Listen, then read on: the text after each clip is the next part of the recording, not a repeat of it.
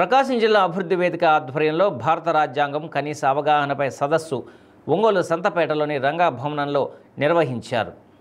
ముందుగా భగత్ సింగ్ వర్ధంతి సందర్భంగా ఆయన చిత్రపటానికి నివాళులు అర్పించారు.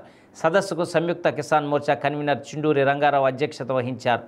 మాజీ మంత్రి ఒడ్డే శోభనాథేశ్వరరావు మాట్లాడుతూ సుప్రీంకోర్టు మొదలు వార్డు మెంబర్ వరకు భారత రాజ్యాంగంపై ప్రమాణం చేసి రాజ్యాంగం నిర్దేశించినట్లుగా పనిచేస్తామని ప్రమాణం చేసేవారు.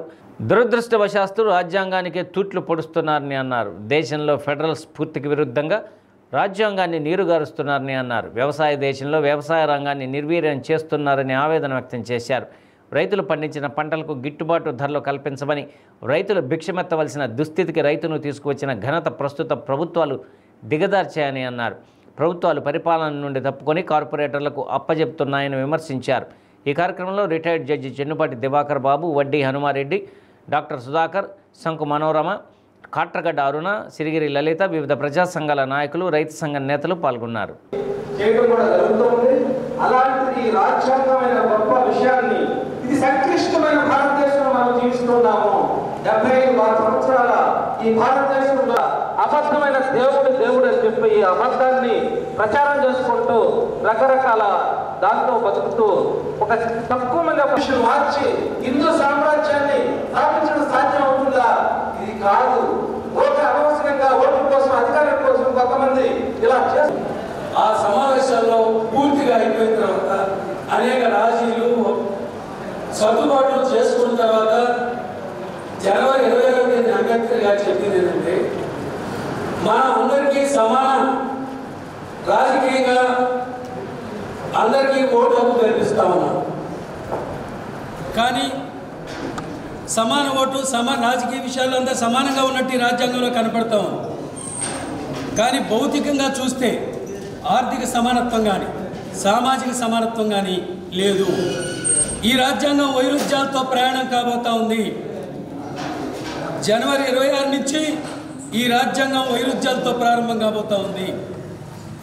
ఆదర్శాలు, ఆశయాలు ఒకవైపు, ఆచరణ మరోవైపు ఉంది. ఈ ఆదర్శాల్ని, ఆచరణని, ఈ వైరుధ్యాల్ని మనం ఎంతకాలం కొనసాగిస్తాము? వీలైనంత త్వరగా ఈ వైరుధ్యాల్ని మనం పరిష్కారం చేయకపోతే ఈ రాజ్యాంగం, మనం రాసుకునే రాజ్యాంగం ధ్వంసం కావడానికి ఎంతో సమయం పట్టదు. లేదా అటువంటి వైరుధ్యాన్ని కొనసాగితే వాటికి ఎదురుగా నేను కూడా నిలబడాల్సి వస్తుందని చెప్పి ఆయన మాట్లాడిన విషయం కూడా. ఈ భారత రాజ్యాంగం మనందరికీ తెలిసిందే.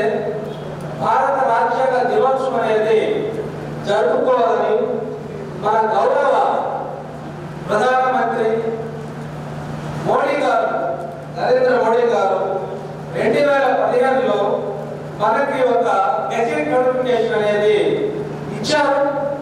ఆ గెజెట్ నోటిఫికేషన్ ప్రకారం రాజ్యాంగ దినోత్సవము ఎవ్రీ ఇయర్ నవంబర్ 26వ తేదీ జరగాలని చెప్పి ఒక గెజెట్ నోటిఫికేషన్ కూడా ఇచ్చున్నాం. దాని ప్రకారం కాలేజీలో కానీ, స్కూల్లో కానీ, తర్వాత సెషన్స్లో, మన అసెంబ్లీలో కానీ ఇది ప్రత్యేకంగా ఒక చర్చ జరగాలి, ఈ రాజ్యాంగం గురించి జరగాలని చెప్పి ఆయన ఇవ్వడం అనేది నేను చాలా సంతోషపడ్డాను.